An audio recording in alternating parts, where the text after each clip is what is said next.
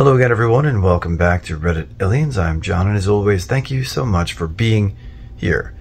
A topic today, so let's get into it. Ex-prisoners of Reddit. Who was the worst person you met there? What did they do? You're reading it. Please remember to like, share, and subscribe. There was also this dude in his 40s. This was when I was at the county jail before being shipped off to state prison, who was a janitor at an elementary school. He was weird with a giant Star of David tattoo on his back and blonde highlights in his longish, bowl-cut black hair. He sodomized two girls, 9 and 11, with a broom handle. I think his charge was sodomy with a foreign object. I remember everyone feeling contempt because we knew that in that county, S offenders got off easy. Fortunately, we were wrong. He was given life. I remember the paper he got from the court read, "Release date, deceased."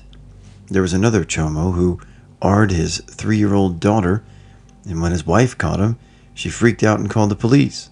He ran from the cops in a car and drove off a cliffside. Whether that was on purpose or not, I'm not sure, but here is where it gets worse. So after the accident, he couldn't talk or act normal. He was essentially retarded and would shuffle around the rock back and forth any time someone talked to him. Brain damage is what people said from the car crash. People were nice to him until they found out his charge, then ignored him or were cold toward him. But he was restarted at this point, so no one went out of their way to harm him. This went on for maybe 7 or 8 months, but people started to say he was full of shit because gradually he started acting more normal, or people would catch him acting more normal than they believed he tried to portray himself. Eventually it became obvious he could not keep up the charade any longer, and everyone knew he was faking being R-ed. People started effing with him and tormenting him, people pissing on his laundry bag, trustees banging their brooms on the side of his cell wall to make him start going crazy and crying.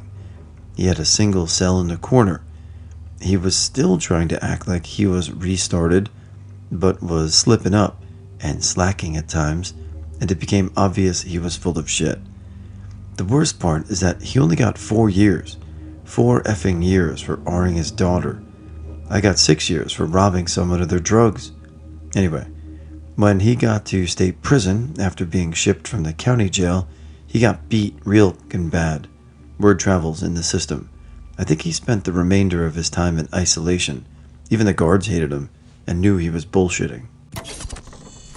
Not in prison, but I was an intern in a public defender's office over 10 years ago, and the one that stands out was a juvenile locked up for the 3rd time for R-ing kids aged 2 to 4. Kid was obese and clearly very damaged. This was a juvenile detention center that was often used as a babysitter by crackhead moms to accuse the kid of a crime and then got them locked up for the weekend so they could go on a bender. He was serving a sentence.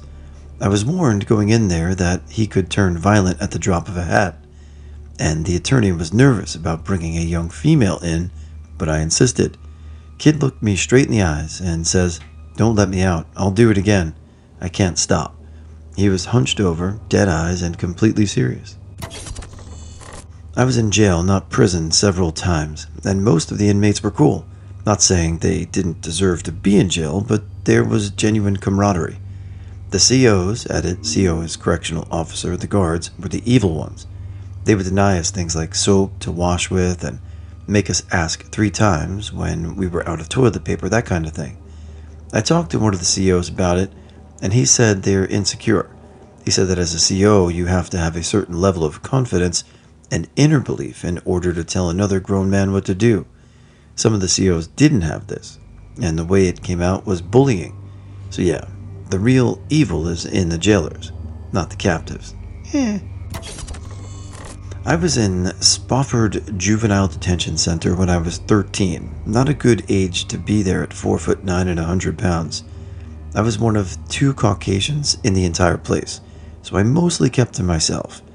I did befriend a kid named Chris Whitehead, who showed up with a freshly healed scar about 15 to 20 inches long in the shape of a C on the side of his head. He didn't talk much, but he ended up telling me how it happened when I finally got the nerve to ask him. He told me his older brother jumped him into the crypts, and since he cried during, he took a hot knife and burned it into his head for the disrespect. Then he had his little brother, the same age as me by the way, shoot the first person to cross the street in their neighborhood, who ended up being a young pregnant girl. How he only ended up at Spofford is beyond me, but it was disgusting to see such a nice kid end up there because of his older piece of shit brother. I remember when he went to court, he was sure he'd be transferred, so he pissed all over his jumpsuit and stuffed it in the radiator, causing us all in the semi-violent block to be moved upstairs with the actual violent criminals. I think the kid I'm referring to was only on mine because of his age. The staff members there gave everyone permission to beat the living shit out of him when he came back, but he never did because he got transferred. Thankfully, because his brother ended up there too and was fully on board with the beatdown his brother was going to receive. Really glad they shut down that place because they were running drugs and a prostitution ring on the female side, and the treatment of the kids there was disgusting, to say the least. I wasn't in prison, but my mom spent 15 years in one. She was at a women's-only prison, since it was either that or she got sent to a different state. Where I live, we only have 2 prisons that are in practice. My mom told me stories, though. So there was a lot of women who killed their babies and stuff, or went crazy and killed their parents. My mom was the beige suit with the public of the prison, and not with the people in the ad segment. She told me about some crazy people she talked to, though. Most were chill, in on some drug felony like my mom, but then there was this one lady who wouldn't talk to anyone, and baked and ate her 8-month-old. Pretty sick. I wasn't an inmate, I was an officer, so my opinion might be disqualified. But at a facility I worked at, we were at level 5, which is maximum security. Lots of people had life without parole, and just a bunch of different things happened. One guy was on a documentary because he traveled across several states and killed around 5 people total. He was pissed because the documentary blamed him, but he always tried to say his father hitting him as a child made him kill these people. Then there's the old guy who R'd his young grandchildren and was furious that he was sent to prison because they were his grandkids, so he could do whatever he wanted.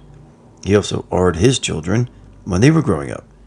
Lots of sick things in a maximum security prison, and those would be nothing when compared to a federal supermax. I was incarcerated with over 280 people doing life without parole. There were all kinds. Stabbed the neighbor lady 150 plus times, shot a bully in the head in the school parking lot, beat a dude with a hammer, etc. There were 2 that stuck with me though. One where he looked me right in the eye and told me about shooting a guy with a shotgun to the chest. Creeped me the fuck out. And then the weirdo that kidnapped and killed some girl in his basement was another. John Wayne Gacy actually designed the miniature golf course there.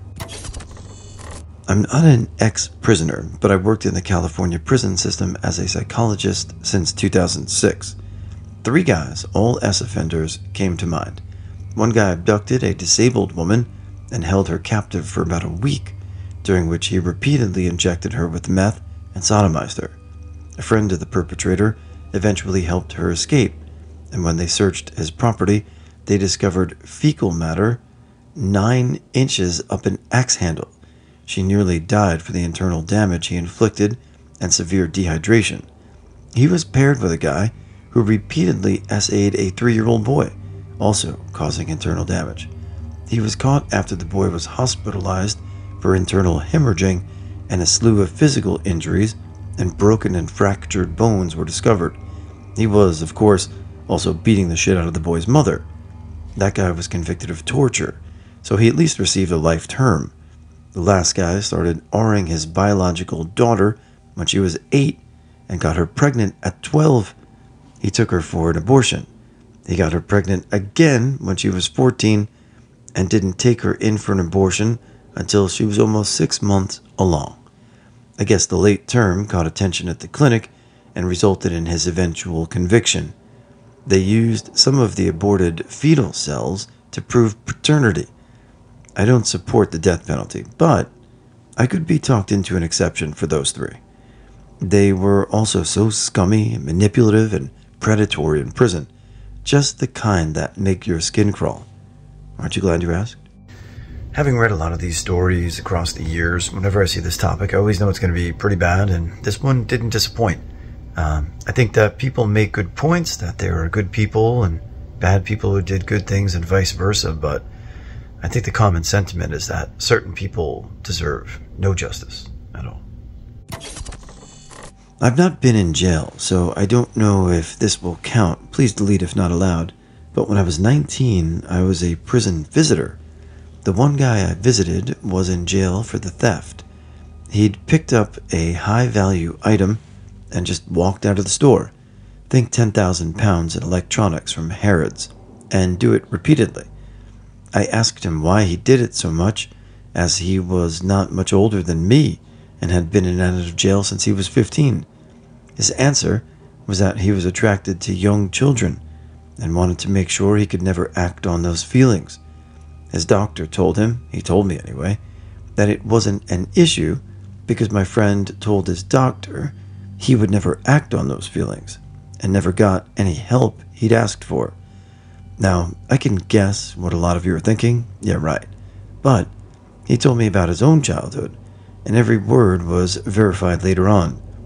Both his parents had been SAing him for as long as he could remember, passing him around their disgusting friends to use as they wanted along with other children at parties, etc.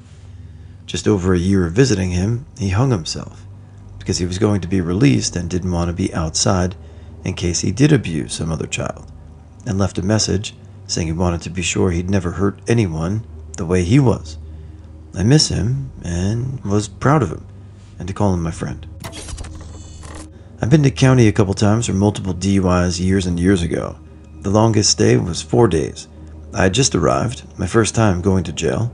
Pretty frightening, not really knowing the process, where you were going, who you'd run into, etc. So my first stop was a holding tank awaiting transfer to a cell block with about 15 or so other guys. We were all just in there talking. Nothing crazy at all. But the dude next to me seemed to be in and out of the system a lot, so he had stories to tell. Anyway, we watched two COs walk a handcuffed, light-skinned black dude, 6 feet, built, green eyes, but the dude looked like he should have been a model on the cover of GQ. The guy next to me that was telling stories stopped mid-story to recognize the guy. I had no idea, but the GQ guy was headed to court. Storyteller guy tells us GQ guy was arrested for triple homicide. Lots and lots of time goes by as we're all waiting and waiting and waiting in this holding tank. Next thing we know, the GQ guy comes walking back down the corridor, handcuffs and shackles, with 4 COs escorting him. The storyteller guy looks over at him, puts his arms up, and he asks what happened. Death penalty, he yelled. My first couple hours in jail, I witnessed a dead guy walking. I've been an inmate in 5 different prisons. At each place, I found it was the guards. Not all of them, though. Some just wanted a paycheck. Some wanted to actually help people. Then you have the people that come in and do everything they can to make your life a living hell. I've seen guards essay inmates, beat them, starve them, and turn families away for visits. Some driving as much as 4 hours one way. Every prison has its bad inmates. Serial killers, pedophiles, crazy people, gang members. But for the most part, they don't bother anybody unless you deserve to be bothered. They might have done some bad shit to get themselves in there, but just because you lost a few screws in your head and killed people doesn't mean they were stabbing other prisoners every chance they get. The guards, referring to the bad ones, are the ones who come in and take it out on us when we haven't done anything to them. When people get sent to these places and put in some type of effort to better themselves, the guards take whatever they can from you and degrade you until you don't even feel worthy of being human. To me, that's evil.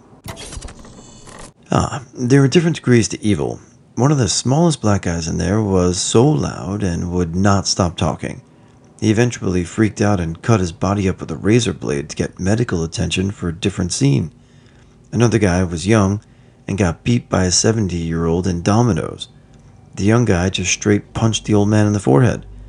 I was reading Marley and Me, and it just sounded like someone hit a watermelon super hard. I looked up. The old man was knocked out on the floor. When he came to, these other 18-year-old kids were cracking up and laughing, and the old man was so confused and kept asking, "Why are you laughing?" A white guy who was small and young was the Jack Russell Terrier of the pod, and he was the worst. He would just constantly steal, and for some reason, nobody did anything about it. A guy named Nick looked just like Mike Tyson and would fight white people who would work out because they were doing it wrong. He would also stare at you while you were taking a shit. There was one correction officer who assaulted me in a bathroom during work duty because I didn't know if a roll of toilet paper should be changed out. There was like a 1 to 3 left. It was my first day. He thought I was effing with him. After he hit me and was done, I said, "So, does it need to be changed?" "I still don't know." He figured out I was serious and apologized. One CO snuck me coffee and let me watch football on TV because I was nice and worked hard. During my time in healthcare, there was a security officer that looked like a skinhead, but he was not. He was huge, like 6'5" and 370. Tattoos covered his body, but they were only noticeable because he wore full-length shirts with collars. I got to know him and found out he was a retired correctional officer. He worked more than 20 years. He shared some crazy stories. He talked of outright unbelievable stuff, but of all the things, this was one of the most horrendous inmates he spoke of. He was a CO in Texas and was over by the death row inmates. He said this one was there for kidnapping a mother and her 2 daughters. After awing and killing them, he drove them out to the desert to drop off their bodies. One of the girls somehow survived and made it back to the road where a trucker found her. I'm pretty sure they already executed the guy, and on the day of his execution, this security officer at the time telling me this told the guy, "I'm going to go home and have a great meal and think of you dying." The child P guy. He was seemingly normal, which I assumed meant it was drugs or something. That's why I was there. I became friends through playing chess with him, and he was a pretty socially skilled and intelligent person. One day I realized that I hadn't asked him what his charges were, and he said he was in a chat room and accidentally clicked on a link that downloaded one picture of a little girl and said his IP got traced and he got 5 years for it. I had someone on the outside look him up, and he not only had over 100 counts of possession of CP, but multiple counts of distribution and manufacturing of child P. After confronting him about it, he denied it, and I separated from him completely. Side note, other people found out and effed him up. I thought about it, but didn't want to add time to my sentence. Now, I've made some mistakes in my life with drugs and stealing, but CP or anything to do with children or taking advantage of someone sexually disgusts me to my core. Not only is what he did evil, thinking about how socially normal he seemed at first still makes me squirm today. F that guy, and anyone who does what he does. I spent 6 years in prison for armed robbery and just got out 2 months ago. I think the most evil people are by far the worst are the child molesters. Some of the murderers are sociopaths and bad too, but a lot of people in there for murder were actually good people in bad situations, or just some crazy shit went down so fast they didn't realize what happened till it was over. In some states, murder as self-defense does not count as a legal defense. Also, a lot of guys were there that had killed someone when they were young teenagers and got anywhere from 25 to 75 to hundreds of years. They were young and dumb and do regret the dumb decisions they made. Some of them never meant to kill anyone. Bottom line, nothing is black and white. There are genuinely good people in there doing life for murder. There is good in everyone. There's also some really sick people whose minds don't work like others and are what you would call evil, I guess. Anyway, here's the worst. There was this child molester, we called him Chomos in prison, who was in his 50s, overweight, disgusting, hypersexualized, redneck bastard with creepy glasses. Also, like 90% of Chomos actually look the part. He was in there for continuously awing his children ranging from 4 to 13, daughters and sons both.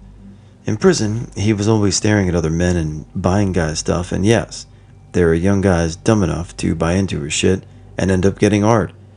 Although they more or less let him do it. I knew one guy who was pretty normal but addicted to dope, and Bob, that's the chomo's name, offered him drugs to let him F him. Hypersexualized piece of shit. So the story goes that a couple of guys were out hunting and saw this creeper van and a little camp set up and could hear crying coming from the van, and it was moving. So it was kind of suspicious to them, and they approached the van and opened it up. And there was Bob, awing his daughter, while the other children cowered in a corner with blank stares. The men pulled him off and started to call the police, and the piece of shit starts crying and shouting at them. They're my kids. I can do what I want with them. Obviously, they were disgusted and beat him up. One of them actually got charged with assault when the police got there because Bob pressed charges. Police had no choice. The worst part, well, not the worst part, but it makes you want to hurt him, is that this piece of shit acted like the friendliest neighbor you ever saw in prison. All smiles and going to church and preaching God's word to people, the whole while being a predator on young men in there, having sex as often as he could. Every time I caught him staring at me, I'd feel disgusted and mean-mugged the cat of him. Before I knew who he was, he would always say hi to me, and I would think, who the f*** is that? Why the f*** is he always saying hello? I should also add that I'm young and half white, half Hispanic. I was 19 when I went in, 25 when I got out 2 months ago. One day I got sick of it and told him he didn't know me and to stop trying to greet me. I could tell he was a chomo, but wasn't sure. Then one of my friends told me the story, and the guys from his county had the newspapers to back it up. People used to beat the cat of him, but he found a nice pod full of homos and sex offenders and went to church a lot. That's how he avoided the beatings mostly. Piece of shit. Also, he was very handy. Every person he ever talked to, he would put his hands on it, any chance he got. He was in my pod for a week, and I was at the microwave, and he touched my back between my shoulders to ask who was behind me. That's when I angrily told him to stop touching me, and you don't know me, and also stop trying to talk to me. I don't like you, sick. After that, every time I looked at him, I felt rage and contempt, and I'm really not a hateful person. I don't hate anybody, but that's how it was for everyone. I think almost anyone who was there would answer this post with this piece of shit, Bob the Chomo. This will get buried, but that's an easy one. The prison where I processed had an old guy who was in there for some particularly heinous stuff. With the help of his wife and another woman, he ran a daycare. At this daycare, the three of them not only molested the children and forced them to perform essays on each other, but also videotaped and distributed the videos to other sicks. I would like to add that they only received life sentences as a result of the videotaping and distribution of the videotapes, because our laws are extremely lax on this type of crime.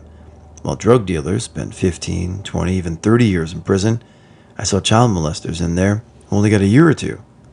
Unfortunately, while this guy got his comeuppance, it brought about a change in legislation that protects child molesters. You see, when other convicts found out what this guy had done, a group of them held him down, shoved a broom handle up his ass, broke it off inside of him for what he put those children through. I still feel this was quite lenient and he deserved far worse, but he now stays at the processing prison because they have the adequate medical facilities to manually evacuate his bowels every day because he can no longer defecate normally. This incident led to new hate crime laws. So here in North Carolina, it is now a felony hate crime to attack someone for the nature of their convictions, leading to an automatic 5 years added to your sentence for attacking someone due to what they have done. What this in turn has caused is a new paradigm where SOs are effectively safe from any kind of harm, because even if they had nothing to do with why someone beat them up, all they have to do is say the person attacked them because of their crime, and the person will automatically get another 5 years added to their sentence. Now, at least here in North Carolina, it's easy to spot the child molesters because they're the ones who stand in a circle in the yard singing hymns and doing Bible studies and attend every religious ceremony, leading to the people who would otherwise go to church services abstaining from them because they have no desire to be around that scum. As for old Larry, the man who got sodomized by a broomstick, as well as all those who committed similar crimes, they are safe, unfortunately.